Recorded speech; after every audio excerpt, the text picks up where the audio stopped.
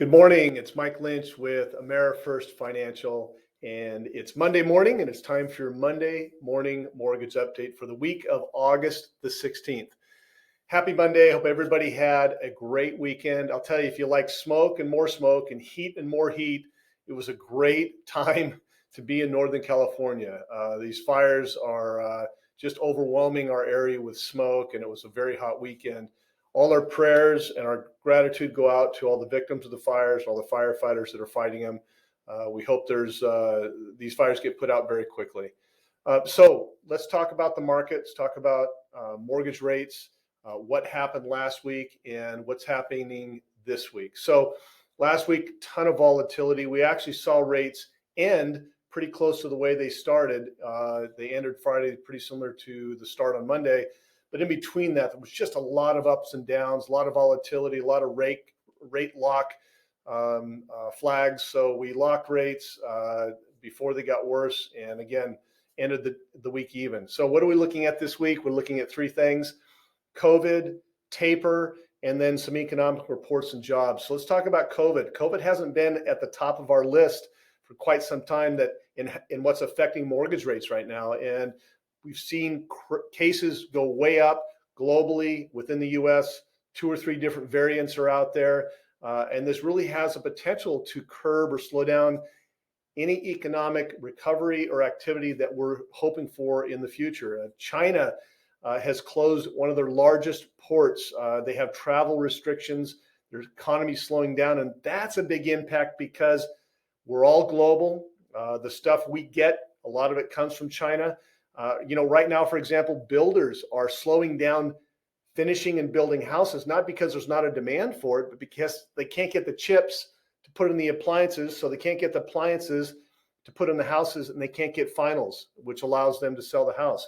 We know that cars are difficult to get. It's not that the cars can't be made, but the chips to go in the cars can't be received from China and other places around the world, so they can't finish cars. So they're shutting down plants or temporarily shutting down plants until this supply chain gets back up and running. So the other thing, everybody's arguing that the Fed can't tell the states what to do, and the municipalities say the states can't tell them what to do. So there's people on both sides of the aisle about how to handle COVID, restrictions on economic activity, wearing a face mask or not wearing one, et cetera, et cetera.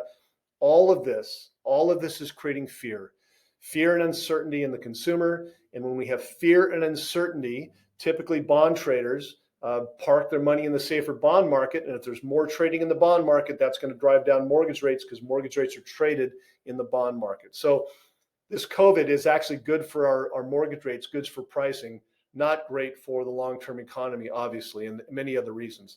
Second thing is taper. So the Fed chair will come out and talk on Tuesday just to give his insight on what's happening in the economy. The Fed will release their minutes from the meeting they had 2 weeks ago. Do we see any dissension in the ranks about what they think the economy is doing? And the big question is taper. So what is taper?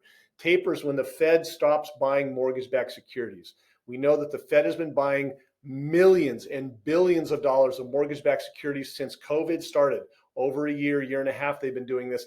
And this has been artificially keeping rates down because when the Fed buys mortgage-backed securities in the bond market, it drives up trading in mortgage-backed securities and it drives rates down.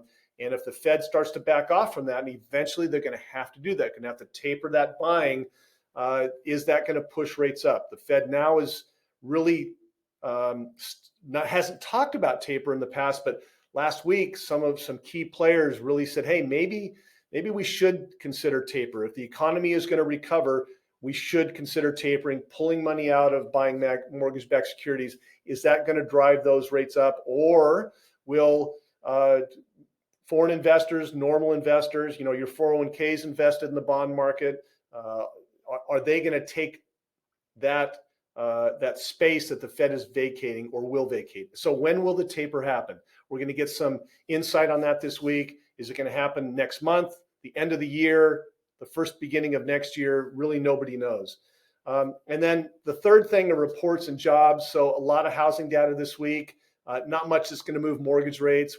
We've got 2 big reports. Retail sales shows up tomorrow on Tuesday, And the jobless claims, we always get them on Thursday. So the last retail sales report showed a real big jump in retail sales, and that's good for the economy, and that means mortgage rates will go up. So when the economy is doing well, mortgage rates typically go up. And this jobless claims, if we have more jobless claims, maybe because of these COVID restrictions that are starting to go into play, that's bad for the economy, and that'll drive down mortgage rates. So we've got this push and pull with that. And then think about it, on the job side, we've got 10 million job openings right now available and over 15 million unemployed. So when these jobless claims, these COVID jobless claims end in September, will those 15 million, or a significant portion of them, just dive into the jobs market? And will these jobs be filled? Will the unemployment rate go down? Is COVID going to be this dark cloud over the top of this that may not allow those people to get those jobs because of restrictions? So there's just a lot of push and pull with the future of jobs and the future of the economy that we're going to be watching this week. So it's a light day today, but a very volatile week. So we're going to float today, and then we'll immediately move to a locking position if we get a strong retail sales report tomorrow, and if we see increased jobless claims or lower jobless claims on Thursday, we'll move to that locking position. So there's more of a probability that rates are going to get worse this week than get better, but we'll keep you informed, and we'll be watching this closely. If you or anybody that you're working with needs any insight on when to lock or the importance of locking your interest rate, please give me a call. All my information is down below. If you know somebody that benefits the video, please forward it to them. And if you have any comments, I'd love to hear them. Have a great and productive week, and we'll talk to you next week. Bye-bye.